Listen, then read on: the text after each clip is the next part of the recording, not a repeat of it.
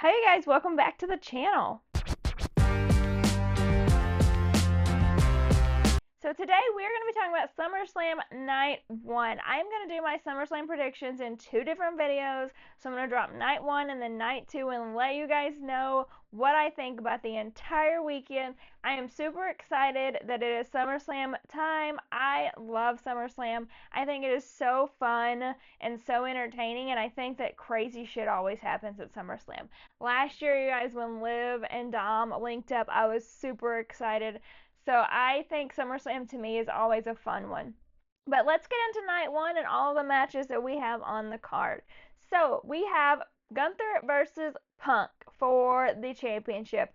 And of course, you guys know if you've watched any of my previous videos, I am Team Punk all the way. I am hoping that Punk can get his moment, he can shine.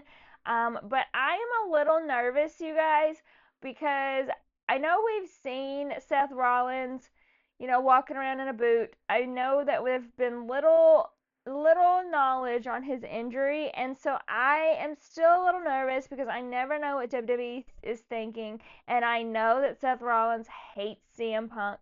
So I'm still a little nervous that he holds the briefcase and Punk is in a title opportunity because I just feel like that man would do anything to prevent Punk from holding a title, and it makes me nervous. But I feel like it is time for Punk to hold this title. I mean, ever since he returned at Survivor Series, he has been a workhorse besides the time frame that he was injured. He has been putting in the work, putting in the effort, making freaking killer matches, and I just think it's time to tip our hats to Punk and give him this title shot.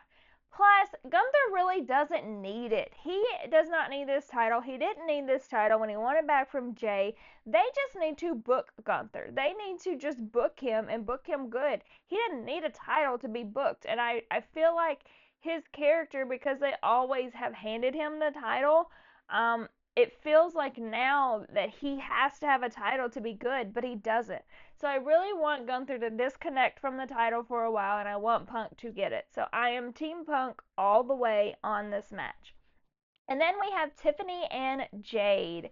And of course, honestly, I feel like Miss Tiffy time is going to be up. I think Jade Cargill will win this title, and I love that. I love the fact that we had such a strong storyline with the big three, and then we had such a strong storyline with Naomi, Jade being taken out, Naomi getting the tag spot, then the big three, dissolving, and Naomi and Jade feuding. And I just love that those two could hold a title. We already know Naomi's got the title, which she'll defend on night two, but then Jade could hold the title as well. And that sets up a very interesting storyline for when Bianca is healthy and Bianca returns, because I have been a firm believer from the beginning that we need to see Bianca and Jade go one on one, and she could come back and play with the theory of whose side is she on. We know that she is not committed to either one of these ladies, and we know that there's friction between both of them. So I really think that giving Jade this title not only sets up Jade for some strong storylines because she's such a dominant powerhouse, it sets up a big storyline for WrestleMania potentially with Bianca in the mix with Naomi and Jade. So I'm very, very excited to see where this goes. And I honestly, as much as I love Tiffy and her reign, I think Tiffy time needs to be up, and I think she needs to pass that title to Jade. And then we have Randy and Jelly versus Logan and Drew. And honestly, I just feel like this match could go either way. I feel like they could definitely have Logan and Drew being the bad guys and beating the crap out of Randy and Jelly. But I feel like with WWE and good faith, they wouldn't bring Jelly on to just get beat the crap out of. I feel like Randy and Jelly will pull out this W. I think that they brought Jelly on for like a feel good story, and he's put in the work. Don't get me wrong, he's put in the work. He's been in that ring and he's been working and cutting promos and whatever. So I definitely am not like, he's not slacking at all, which honestly, if you're gonna throw celebrities in the mix like that, they can't slack off. Like if this is serious and there's people on the roster that can take your place really easy. So if you're a celebrity and you come on, you've got to put in the work, and he's done that. So I definitely think Randy and Jelly will be victorious at the end of the night. Drew's losing streak will continue, and I could see this going one of two ways. I could see then Drew attacking Randy and setting up a bigger feud with them again. Or I could see Drew blaming Logan because that's what Drew does. He blames people. And this setting up a feud between Drew and Logan, which that one honestly may not be so bad because we have two guys who are kind of the assholes. Like Drew has kind of been on this losing streak blaming everybody, and Logan is just Logan. We know him. But I think that then that would get the crowd kind of back on Drew's side. He could reel him back in. So I definitely feel like there's going to be some interesting afterthoughts with this match, but I definitely think Jelly and Randy will be victorious. And we have the women's tag match, which I'm conflicted on. I love Alexa and Charlotte. I love their dynamic. I love them as a tag team, and regardless of the outcome, I don't want either one of these tag teams to break up. I think they should continue. And I was all for giving Alexa and Charlotte the titles. I was all for it. Sign the papers, done.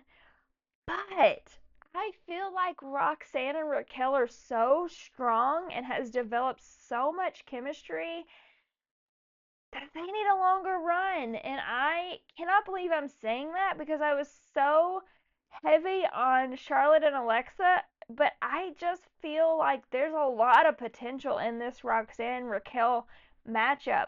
And I was honestly, at the beginning, I didn't know how it was going to work because Roxanne is such a solo star that she's been, she was cooking as that. Raquel hasn't really worked with anybody besides Liv since she came back. So I wasn't sure how it was going to work, but they have such good chemistry that I think that there's a lot more that they need to develop with. So I'm going to pull back. I'm going to pull back and I'm going to say keep Alexa and Charlotte together, but give Roxanne and Raquel the win on Saturday night. I just think there's a lot of potential there, and I cannot break up that potential just yet. And then we have Roman and Jay versus Braun and Bronson, and this one I'm not sold on. I feel like there's going to be some shenanigans going on. I feel like there's going to be more going on. We know Heyman's going to get involved because that's what he does. I think ultimately this is going to set us up for a Roman versus Braun matchup. And so I don't know who makes the most sense here.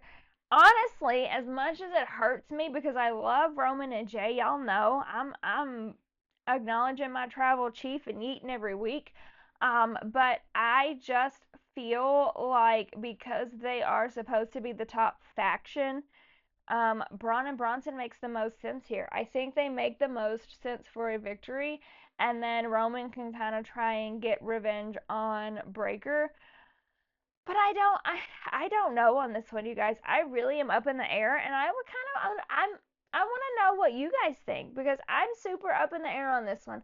I think that because Roman is Roman, they could definitely give the win to them, give them the top spot because he's the top dog.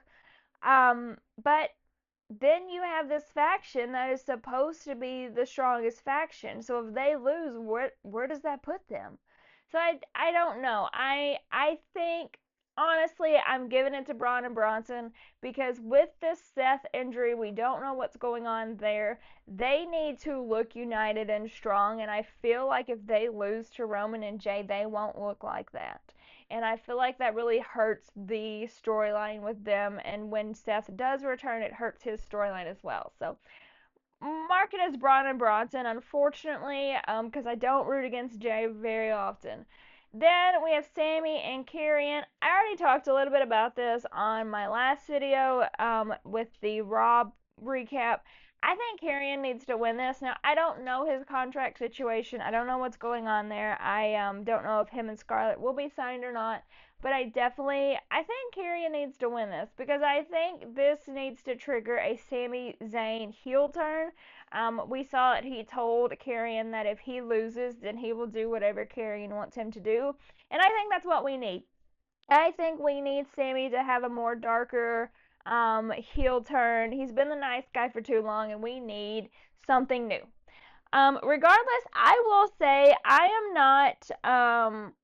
not ruling out anybody winning on this match, honestly, because any of these people in any of these matches that we talked about, it could flip either way. I feel like SummerSlam is one of the most unpredictable ones because you go into it feeling like like, yes, this is the answer, and then someone or something pops up and changes that whole thing.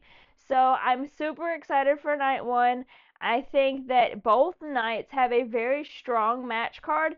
And honestly, I didn't know how this was all going to shape out with the Evolution, the Saturday Night Main Event, all these PLEs. But we have a pretty strong match card for both nights, and I'm very excited to see it. Also, there's been rumblings on X about a major heel turn, so I'm excited to see if that actually happens and who that pertains to. But let me know your predictions for night one, and don't forget to watch night two coming up on Saturday. And I will let you guys know for sure if I can live stream on Saturday, but that is the plan as of right now. If something happens, I'll definitely let you guys know. But until then, subscribe to my channel, like this video, comment, follow me on all socials, and let's get SummerSlam started, you guys.